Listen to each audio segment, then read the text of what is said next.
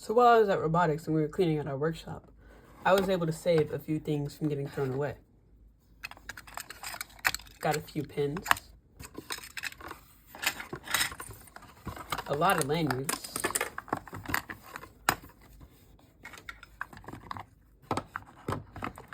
some of last year's game pieces, some Go Build It stickers, and one old Tetrix motor. Now you may be asking, what am I going to do with all this stuff? Well, I don't know what I'm going to use most of this stuff for, but I do have an idea on what to use this motor for. Now, in the robotics I do, called First Robotics, teams trade pins with other teams, sort of like this. So I had an idea to make an automatic pin dispenser, where with one press of a button, you dispense a pin. So, before I start, let's do a little sketch.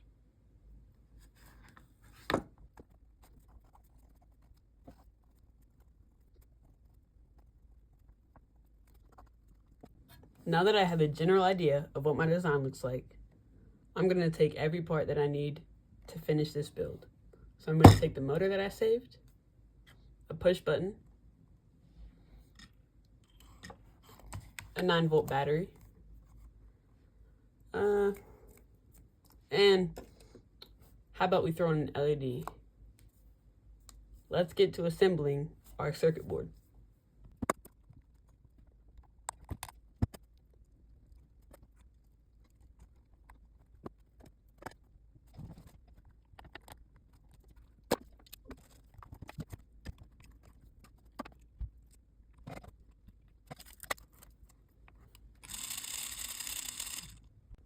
Now, I'm finished building my circuit to turn the motor. Now, I have to figure out how I'm going to turn this, how I'm going to make this push out pins.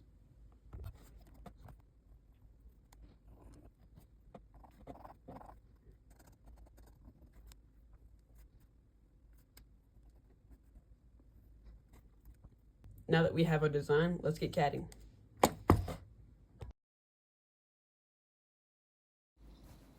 So as you can see here, this is my first prototype. It's not the best or even close to being good for that fact.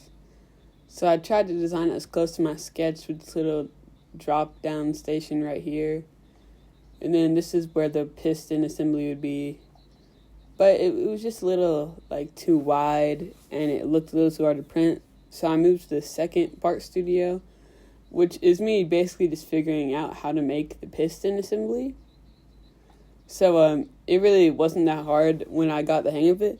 So then I decided to merge the first and the second part studios into one. And then that's when I came up with the design of the third part studio. So I'm just going to make sure everything's on here real quick. So as you can see, this is the very final design. It has the piston mechanism down here, little slot to hold the pins right there. And then we got the little top part that I modeled that holds the circuit board. And we have little slot for the circuit board here, spot for a 9-volt battery here, and then this little cover to cover everything up. So this is the final design. So now that it's finalized, let's get printing. So this is my 3D printing time lapse here. My 3D printer is working. It took about 17 hours to 3D print everything between fixing my printer because it broke halfway through. So it really took a while, but it got finished in the end, so that was pretty cool. Alright, so I got a little distracted and put together all the parts. So I'm just going to show you how they all work. So this is the piston right here. And this is the flywheel basically, and this is our shaft that transfers the rotational movement into linear motion. So you can see if I apply a battery to our motor,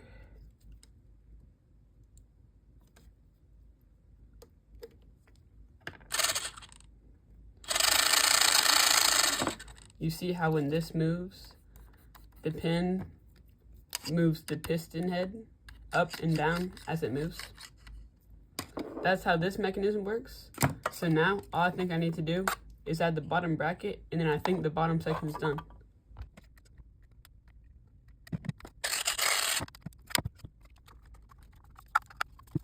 Alright, so now I realize that this circuit board is just simply too big to mount anywhere on this place.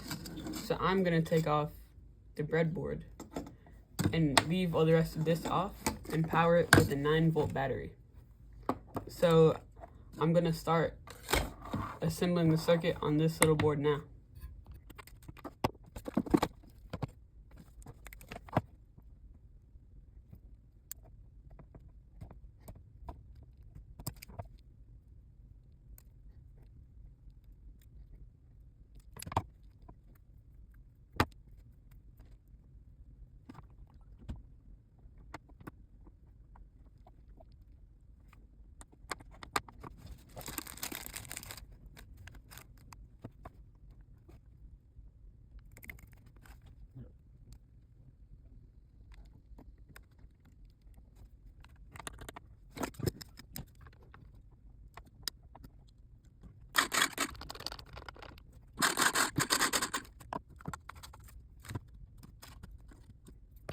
Now that I have the circuit board done, I have to figure out a way to mount it.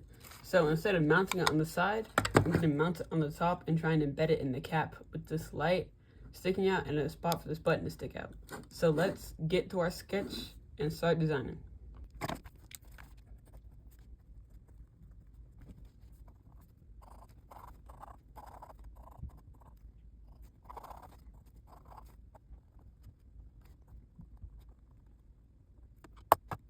So after modeling every single part, this is what we come out with. I added 3 more parts just to make it all nice and look better. Let me just adjust my camera real quick. All right, that should be good. Should have a high enough view. Get some more light in here. All right, so I have this top piece right here. It's made from about 1 layer of plastic. So let me just here, and then I use tape to stick it down. So I'm just gonna set that to the side. And then this is the cap. So what I do is I take my pins, put them in there, load them all, close the cap. And then as you press the button, the pins would come out like that. So then now I'm gonna show you, so we already have the cap. We already talked about the cap, so I'm gonna put that to the side. So now I'm gonna talk about this top little assembly piece because I'm actually pretty proud of the design. So here, let me just take it off so I can show you. Just put this to the side and pop out the circuit board, and then pop out the battery too. All right. So this is the end product that I came up with. It's quite light actually. I think it only weighs about 13 grams. So right here, I've thought for a 9-volt battery. So the battery just slides in there. It's a nice and snug fit. Now to keep it intact. And then there's a little circle down here that is the perfect size for the motor. So it just slots in there. And then there's this little slot, the like square rectangle slot right here. So if I just unplug the wires real quick, the wires route through little holes in the breadboard and come out the back where they go into the motors. So kind of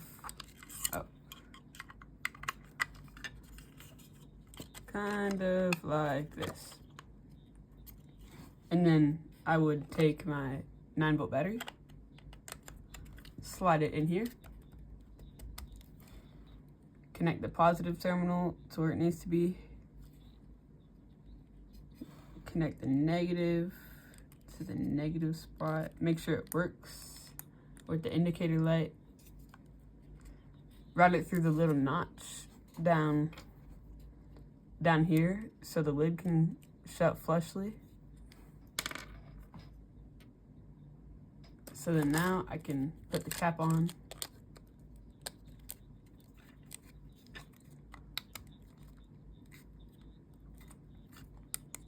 So now it works with the lights on. So this is the bottom. Now you see how the two wires are poking out. I'm going to attach that to my motor. So orange to positive.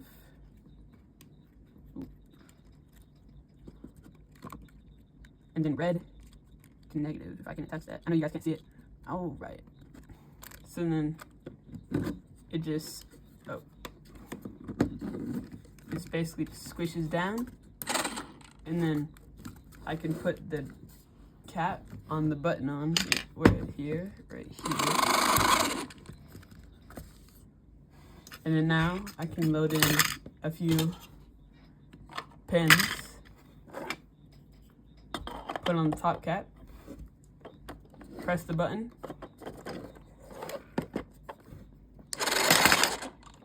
now it will dispense the pin. Before I end the video, I want to say a huge thank you for watching the whole video. It took me about a week designing and printing all of this stuff, and school started in the middle of building it, so that was not ideal. But I ended up finishing it. I'm pretty proud of the design, and I'm sure it will be a big hit at all of my robotics competitions. So I just want to say thank you for watching before you leave and go on to the next video. Please follow my Instagram and Threads account if you can. I post a lot of short form content over there, and it would really help if you like this video and subscribe to my channel. I hope to see you guys in some future videos, and have a good rest of your day.